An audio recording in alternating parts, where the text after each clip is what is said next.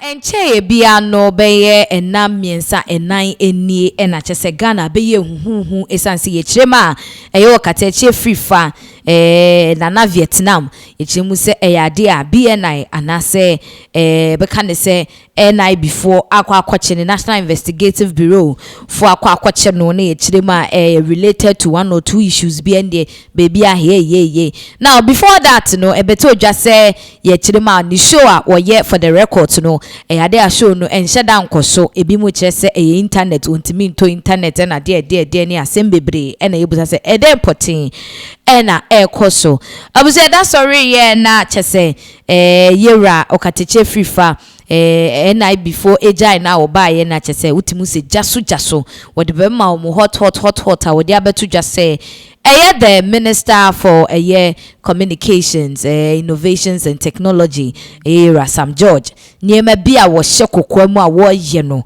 Na nsinye de ne siso enya sem ketwa. Enye okatakyie Afrifa bie nsem ani so a wo mkyirem se wono ene ne yire a wo klemi se ne yire nya adwuma. Se echesensem bebre ene okatakyie Afrifa atwetwe ede abeto mbonti so amanfo chem se say MPP ni NC wo nyina wo mo ya de kro. Oba power esunu suban uni power so a esunu suban yenkoti okatakyie Afrifa nsema wode atudwa moya amosisa ma mo obia binya team ni nyina obi de ntia no mo ha ye internet ni ade no Sam George ni NC ni ade ye beka ho asem mo gya ne nakura ye besa mo pa mo dum light si akura ye beso so phone ni ade aye why ye beso ka yi phone light ni ade aye show why Gobi.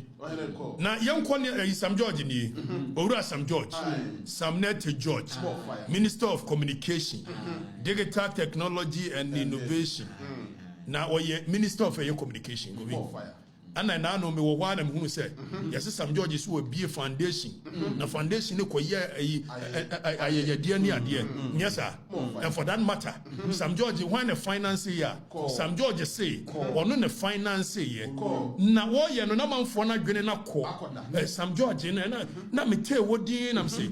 Sam George me who say what the partners MTN now say partners MTN Minister of Communication and was in a foundation MTN for na partners eti wo hwe ha MTN for logo da asie no and was say omo partners of the foundation tell am say okay and then na koso no Minister of Communication and the young say MTN a major player in the telecommunication space.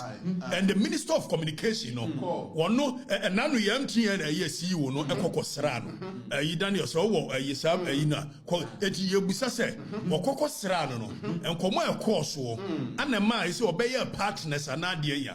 But if we a Minister of Communication, NASA major player, MTN controls about 70% of the market of a year telecommunication. So when a year CEO of MTN, Akwasira Sam George. Now all of a sudden, what by Sam George, you know, you can't say the foundation, no any partner, and it raises costs for alarm. If you say you see a pronkuma, Egun shira ne kura na etikuma kwadui. Never so bribra.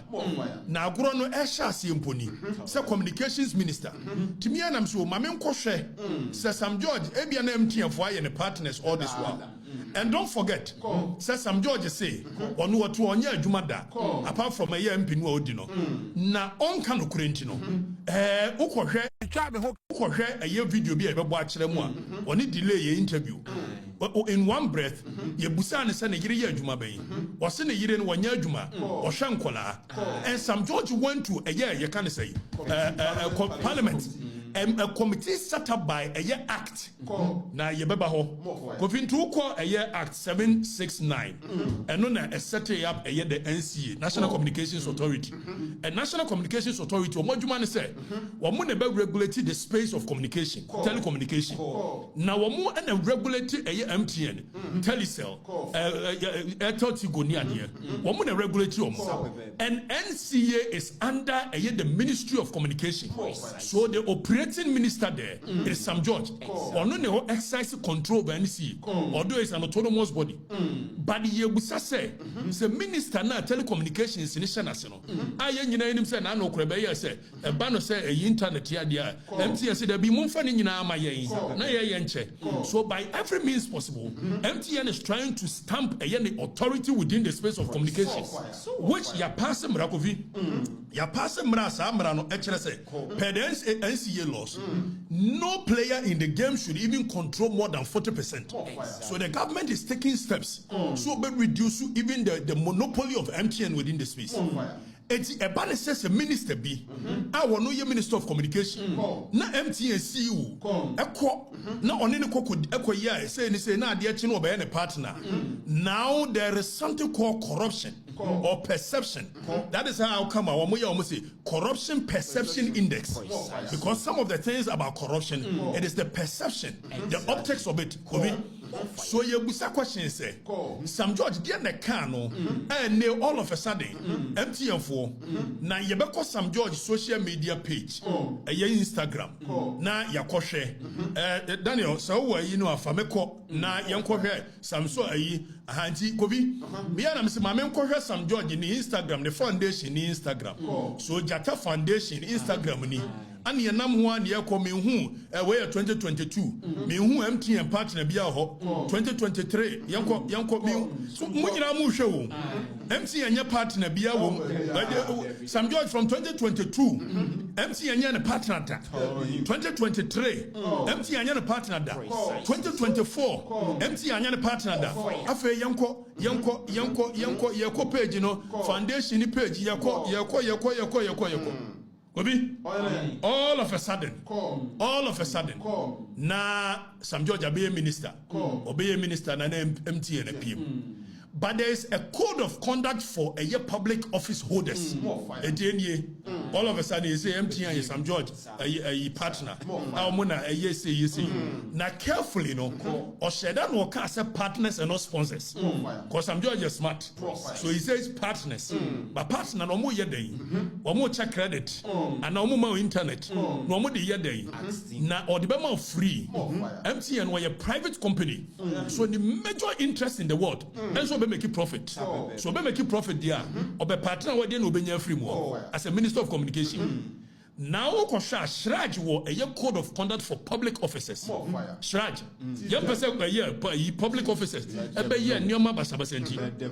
Now so code of conduct project in Ghana for ready. So this is the code of conduct for public officers of Ghana and the guidelines. So Embrano, even the constitution, as a public officers, any kwaso omuye bibi. Now yanko article 284 of the constitution here Article 284 of the 1992 Constitution say, a public officer shall not put himself in a position where his personal interest conflict or is likely to conflict with the performance of his functions of his office. The framers of the Constitution per Article 284. Among us say where it only conflicts, but say it is likely. So we are trying to nip every situation where even obedient to position be a corrupt. So if a minister of communication, NCA shana say, na MTN NCA say, na say ochina, or say MTN ne partner. So the likelihood of conflicting the personal interest with the office he occupies, and Yamaka, Constitution eka. Omaya yetuma yemfamra nyeshe, obi. Yemfamra nyehwe. Obiaye dope. Sam George no qualify for equity. Sam George no na SCS ja, no na wo ye wo china yeso so president ni bia di ni ade. Ai wo pe bia di. And then Sam George say, obey Minister of Communication on the regulatory MTN. The MTN and the partners. So the Constitution 283 or say where now young Konian share a year code of conduct for a year public officers per shraj. So the same phrase, the person about so by a Japayenti, there be next one where Constitution called a code of conduct and then Now, Public Services Commission, and so amma a code of conduct. Are we a public officer? You don't put yourself in a position where your personal interest conflict, not only conflict, but it's likely. That is the phrase. And more country says some George say MTN a partner.